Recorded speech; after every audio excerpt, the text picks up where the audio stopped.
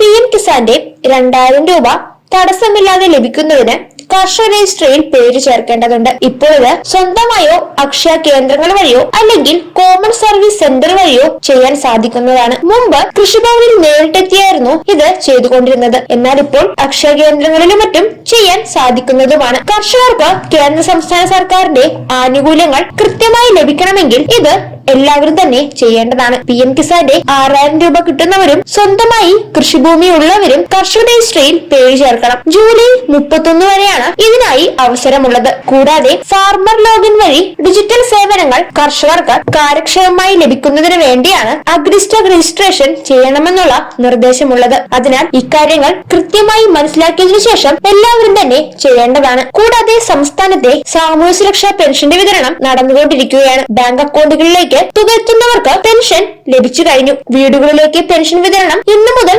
സജീവമായി തന്നെ നടക്കുന്നതുമായിരിക്കും. ശനിയാഴ്ച മുതലാണ് പെൻഷൻ വിതരണം ആരംഭിച്ചത്. ഈ മാസം അവസാനം വരെ പെൻഷൻ വിതരണം ഉണ്ടാകുന്നതുമാണ്. അതിനാൽ ഇനിയും പെൻഷൻ തുക ലഭിക്കാത്തവർക്ക് വരും ദിവസങ്ങളിൽ തന്നെ തുക ലഭിക്കുന്നതായിരിക്കും. പെൻഷനിൽ കേന്ദ്രവിഹിതമുള്ളവർക്ക് 200, 300, 500 രൂപ കുറവായിട്ടായിരിക്കും ലഭിക്കുന്നത്. ഈ തുകയും വരും ദിവസങ്ങളിൽ തന്നെ അക്കൗണ്ടുകളിലേക്ക് എത്തുന്നതായിരിക്കും. സംസ്ഥാനത്തെ 62 ലക്ഷത്തോളം വരുന്ന ഗുണഭോക്താക്കൾക്കാണ് പെൻഷൻ ആനുകൂല്യങ്ങൾ ലഭിക്കുന്നത്. ഇനി സർക്കാർ നൽകാനുള്ളത് 2 ഗഡു കുടിശ്ശിക കൂടിയാണ്. ക്ഷേമ പെൻഷൻ കൃത്യമായി ലഭിക്കണമെങ്കിൽ മസ്റ്ററിംഗ് ചെയ്യാനുണ്ട്. 2025-26 സാമ്പത്തിക വർഷത്തിലെ മസ്റ്ററിംഗ് ജൂൺ 25 മുതൽ ആഗസ്റ്റ് 24 വരെയാണ് നടക്കുന്നത്. അക്ഷയ കേന്ദ്രങ്ങൾ വഴി മാത്രമാണ് മസ്റ്ററിംഗ് ചെയ്യാനും സാധിക്കുക. അതിനാൽ 1600 രൂപ പെൻഷൻ ലഭിക്കുന്ന എല്ലാവരും തന്നെ മസ്റ്ററിംഗ് കൃത്യമായി പൂർത്തീകരിക്കേണ്ടതാണ്. മസ്റ്ററിംഗ് ഏതെങ്കിലും കാരണവശാൽ തടസ്സപ്പെടുകയാണെങ്കിൽ ലൈഫ് സർട്ടിഫിക്കറ്റ് അടക്കമുള്ള കാര്യങ്ങൾ സമർപ്പിച്ചു കഴിഞ്ഞാൽ വേണ്ട വിധത്തിൽ തന്നെ പൂർത്തീകരിക്കാൻ സാധിക്കുന്നതുമാണ്.